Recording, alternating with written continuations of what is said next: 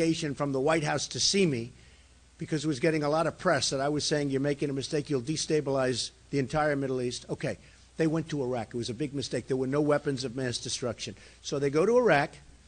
Now they're there. They spend $2 trillion, thousands of lives, wounded warriors all over the place, wounded warriors who I love, and all over. And what do we have in Iraq? We have nothing. And I said, take the oil. Take the oil.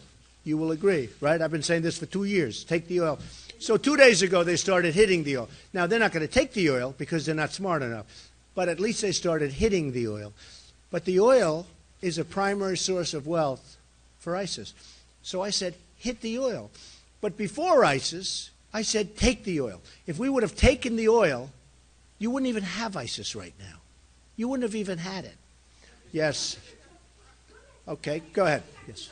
Hold it 1 second. Go ahead.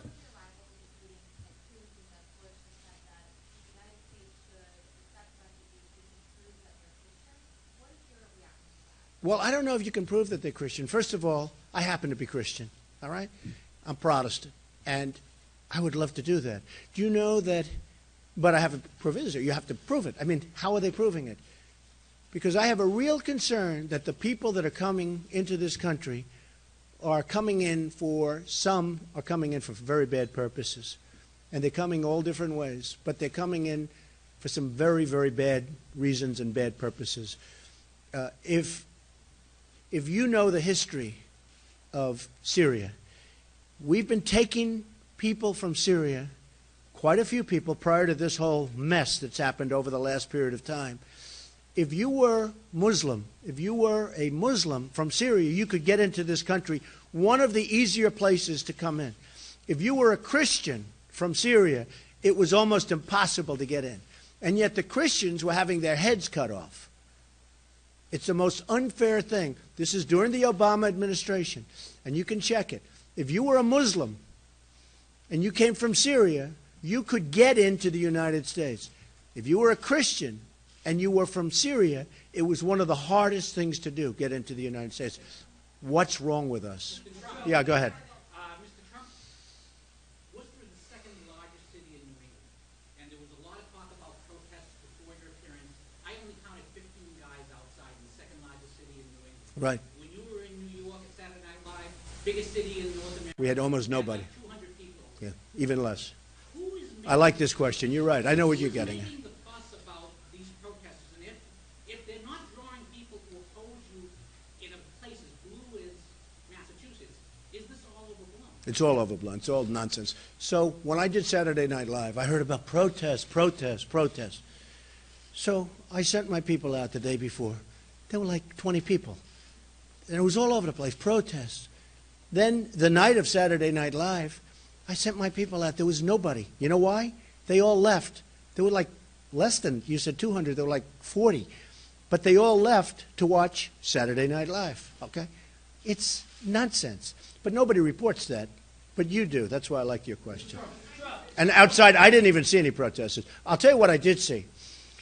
I saw lines coming into this arena, which nobody will write about. I saw lines coming into this arena that were 4 or 5 blocks long. That it's amazing, actually, that the people that run the arena said they have never seen anything like this. There were lines, literally, that went all the way back 4 or 5 blocks, and people have said they've never seen anything like that coming in here. That's what I see. Well, as far as protesters, I saw none. You know, you may say 50, but I saw none. Yeah, go ahead. Yes, ma'am. Okay. I heard it from many people, and I hear that that's the number that Obama would like. Yeah, and let's see if I'm right. Hey, I was right about the oil. I was right about so many things. I was right about Osama bin Laden coming into our shores. We ought to take him out.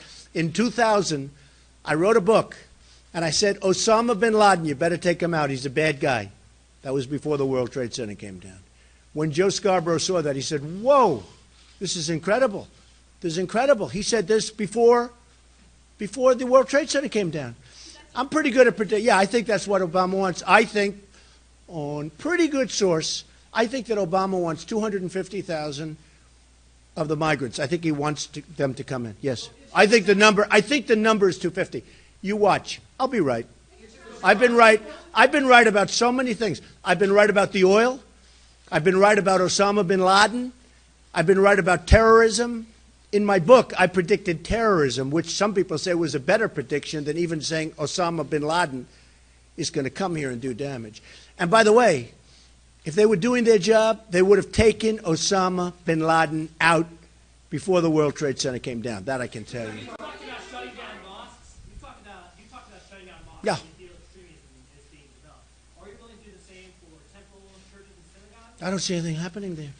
I don't see anything happening. Religious liberty only applies You know what? to anybody that's You know what? Because I have common sense, okay?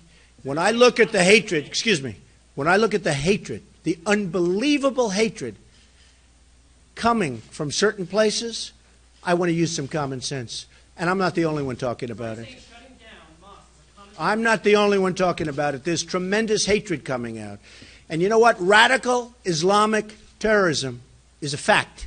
We have a president that nobody can understand. He doesn't want to use the term. Radical Islamic terrorism is a fact.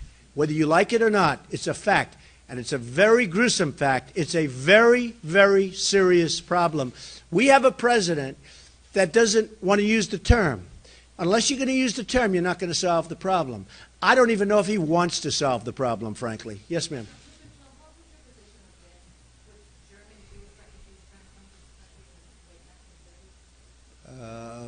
German Jewish refugees? I would have taken them. Yeah, different story. Much different story. Much different story. They weren't going to knock down the World Trade Center. They weren't going to do damage. They weren't going to do what happened in Paris. Much different story. No, I don't think so at all. I think it's common sense. I think the reason I'm leading in every poll, and by the way, now more than ever, we had a poll today, 42%, another one at 38%, 38 Reuters. The reason I'm leading is because it's common sense. People are tired of being led by stupid people. Okay? They're tired of being led by stupid people. Okay.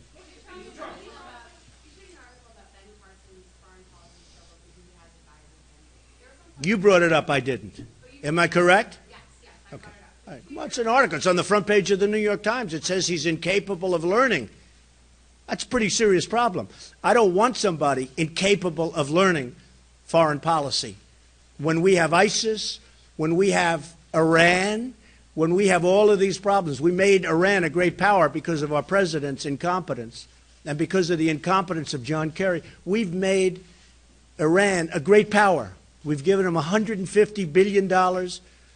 We've given them the right to go nuclear, as far as I'm concerned. And you're going to have nuclear proliferation all over the place. And we don't even get back our prisoners. And they can self-inspect. So we have done things that are beyond belief dumb, okay? When the New York Times, and again, you brought it up. I did not bring it up. But when the New York Times writes a devastating piece, not only the New York Times, there are many others. I happened to watch the show on Fox that some people refer to. And I frankly could not believe it. But when the New York Times says essentially that he's, from his top advisor and a couple of others, that he's essentially incapable of learning foreign policy, I mean, that's pretty sad. Well, excuse me, do you agree? Huh? You're a reporter, you're not allowed to agree. Okay. Wait, 1 second. Many people, top people, really smart people. And you know what? When they advise me, within about 2 seconds, I understand what they're saying. I don't always agree with them. Let me tell you. I don't always agree with them. For instance, I've been saying for a long time, if Russia wants to go in and bomb the hell out of ISIS, let them bomb. Now everyone says, you know, you were right. That was 2 months ago when it wasn't so popular. And I've been saying, why are we arming rebels to knock out Assad? Assad's a bad guy. But we're arming rebels who may be worse. In fact, some people think they're ISIS. And our administration doesn't even know who they are. So then everyone says, oh, well, Russia's not bombing ISIS. They are bombing ISIS. They just got knocked out a plane. They're really bombing ISIS, okay? They're really bombing ISIS. So I was right. I'm right about a lot of things. Marco Rubio, he doesn't show up to votes. He's now in California campaigning, and he's got one of the most important votes that he's ever had, having to do with this whole horrible thing that's happening with radical Islamic terrorism. And Marco Rubio is nowhere to be found. He's out in California. He's got the worst voting record in the United States Senate. And it's disgraceful. He should be voting. And I'll be honest, if I were from Florida, I'd never vote for him. Because he's representing the people of Florida. He's a new senator. He's hardly been there. He's got the worst voting record. He's not representing them properly. And if I were living in Florida, or if I had a vote in Florida, I would never vote for him again. And I think that's why you probably saw the poll where I'm beating him very badly in Florida. If need be, yeah, we got to get rid of ISIS quickly, quickly. Not for a long time. Let me tell you what I really want to do. I want to get other people to put troops in the ground. And we'll back them up 100% and we'll bomb the hell out of them. But I want to get other countries. And one of the things we have to do, I think one of the most underutilized and poorly treated groups of people are the Kurds. They fight. They actually fight. And we don't treat them right. We don't get them the kind of equipment. We give equipment to others, and a bullet's fired in the air and they run. And the enemy takes over the equipment. 2,300 Humvees, armor-plated. One bullet gets fired, they're running. The Kurds have been fighters. Also, other countries. Now, you look at the Gulf states. They're doing very little. They're really doing very little. You look at some of these other countries in the air. We got to get them energized. We got to get them to fight. Okay? Yes, ma'am. I have a lot. Right. Okay, first of all, let me just tell you something. If we had people where we had a Second Amendment there, people would have had guns in that room. And instead of having hundreds of people in these different areas with no protection, no guns whatsoever, you would have had some people having guns and would have been a quick shootout. And it would have been a very much better result than having hundreds of people killed, hundreds, 300 and some odd people in the hospital, some of whom will die. They had zero protection. Zero. If some of those people in that room who died so innocently and so horribly, if they had guns, they would have been able to protect themselves. So all of those people that keep talking about the Second Amendment, you better believe you're lucky to have the Second Amendment.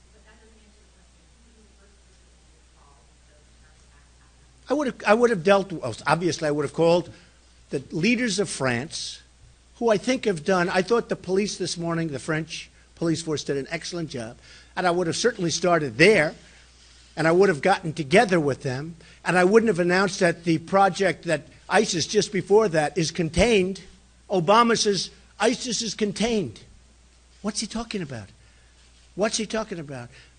Before that, they knocked down an airliner. They knocked out an airliner, and they took immediate credit for it. Now they've done this. So I would have dealt, obviously, with France, and then I would have gotten everyone together. You know, we don't get people together. We don't have coalitions because we're too lazy and too incompetent. You know, putting together a coalition is hard. It's hard. But it's really something that's important. You have to spread it out. And I would have gotten everybody together, and believe me, they would have had hell to pay. The other thing I think that's very important, and I think the press is making a tremendous mistake, and I think it's very foolish of the press, and I don't think they do it intentionally, but they're being used. I see this guy who they called the mastermind. Everyone calls him the mastermind. You do. Everybody calls him the mastermind. He's not a mastermind. He's a low-form thug. He's a coward. There's no mastermind. This is no smart guy. There's no brilliant guy. He gets people to go into a room armed with AK-47s and all sorts of rifles and guns and everything they can carry, and he gets them to start shooting people. That's not a mastermind. That's a low-class animal. And what you have to do is stop using the word mastermind. People talk, oh, the mastermind. Because what's happening, because of the press and the stupidity of the press and the reporting, where they use terms like that to describe somebody who is not at all, probably if you gave him an aptitude test, he'd be at a very low level. Believe me, I guarantee you he'd be at a very low level. Not a mastermind. You ought to stop using terms like that to describe the leader of the pack. Because there's nothing brilliant about somebody walking into a room and shooting people indiscriminately. Okay? All right, one or two more. Yeah.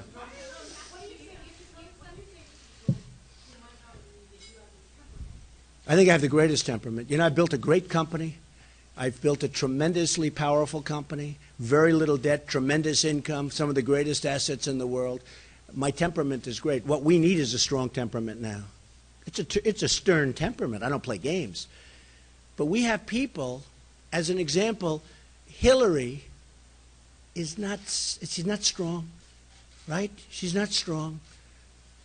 She's not going to have the right mojo to do this, all right? She's not going to have it. Jeb Bush, I mean, he's so low-key.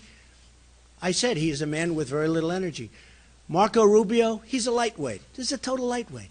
This is not what we can have as president. We're going to be fighting people that we've never really fought properly before. We've got to win.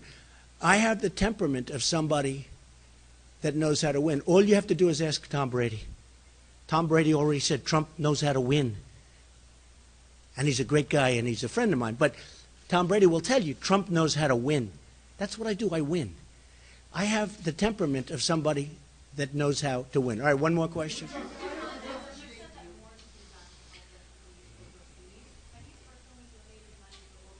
No, but I would. I mean, if the opportunity presented itself, I certainly would. I feel very badly for those people. But as a country, we cannot do what a very incompetent group of leaders wants us to do. Thank you all very much. Thank you. What? How was what? The Adele was great. Her voice is fabulous. Really, it was great. Because I love it. That's why. And I love the people, and they've been so supportive. And I get notes and letters and emails and everything from this area. And I don't know if you saw, but in Massachusetts, we have a 48 in terms of the poll. And I think second is what, like 9 or 11? We're 48.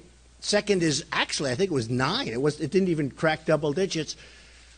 I love Massachusetts. I have many, many friends in Massachusetts, and it's just an amazing place. And I think we're going to do really well. Forget about in terms of primaries. I think we're going to do great in the general election. Go ahead.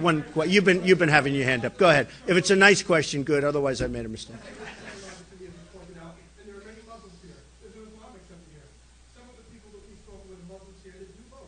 Right. They'll probably vote for me.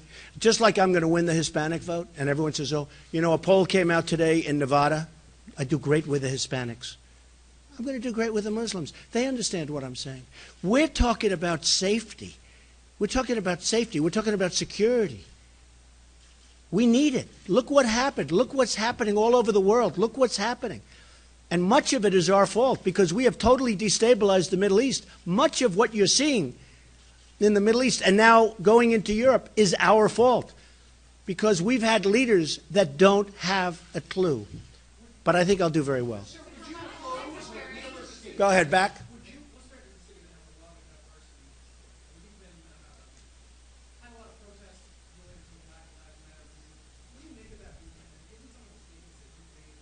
All lives matter. All lives. To me, all lives matter. All right, what else? Go ahead. Some.